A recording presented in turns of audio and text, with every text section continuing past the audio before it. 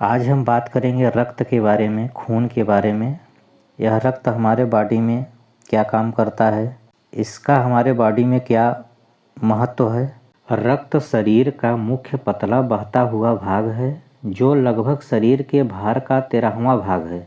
इसका रंग वास्तव में लाल नहीं अपितु हल्का पीला है। इसमें 3 प्रकार के छोटे छोटे कण होते हैं।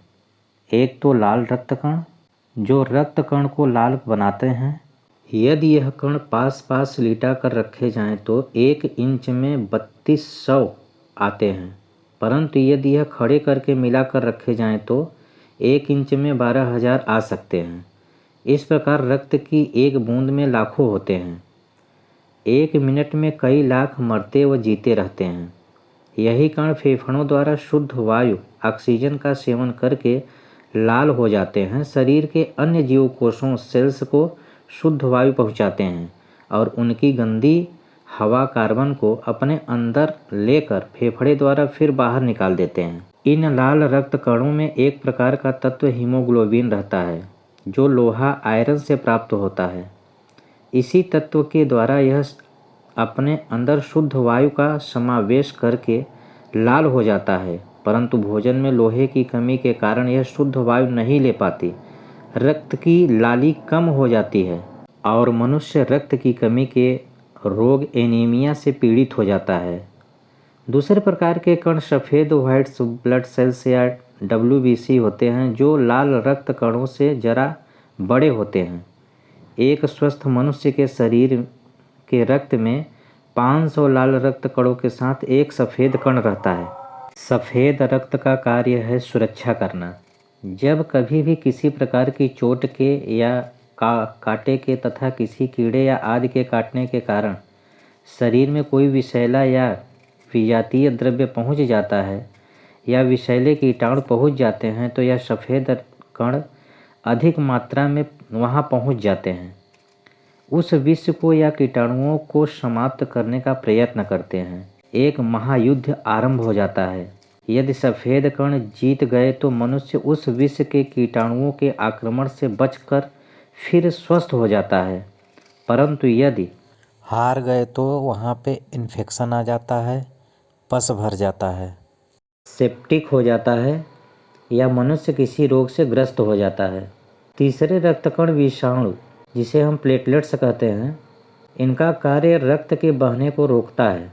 जब कोई सिरा कट जाती है तो रक्त बहने लगता है, परंतु तुरंत जमने लगता है और बहने वाले रास्ते को रक्त स्वयं जमकर प्लाट 1 कर देता है। इस क्रिया को ब्लड क्लॉटिंग भी कहते हैं। रक्त जो सबका एक प्रकार का दिखाई देता है वास्तव में 4 प्रकार का होता है। हर मनुष्य में इन 4 में से एक ही प्रकार का पाया जाता है। शरीर से अधिक रक्त निकलने पर मनुष्य को रक्त देकर ही बचाया जा सकता है। आज से कई शताब्दियां पूर्व इसका प्रयत्न किया गया, परंतु सफलता नहीं मिली। अनुसंधानों द्वारा वैज्ञानिकों ने रक्त को 4 प्रकार के भागों में विभाजित किया है: A, B, AB तथा O। हर मनुष्य के शरीर में इन्हीं 4 भागों में से एक भाग के प्रकार का रक्त पाया जाता है। यदि दान देने में तथा लेने के रक्त भिन्न रहे तो लाल रक्त कण आपस में गुजटा हो जाएंगे और मनुष्य जिसको रक्त दिया गया है जीवित नहीं रह सकेगा। गुजटा का मतलब है रिएक्शन, आपस में रिएक्शन हो जाएगा।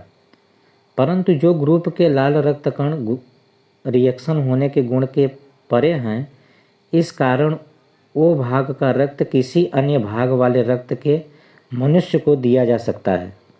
ओ ब्लड ग्रुप ऐसा ग्रुप है जिसको हम किसी को भी दे सकते हैं। हर मनुष्य को ओ ग्रुप चढ़ाया जा सकता है। यह सर्वदाता होता है।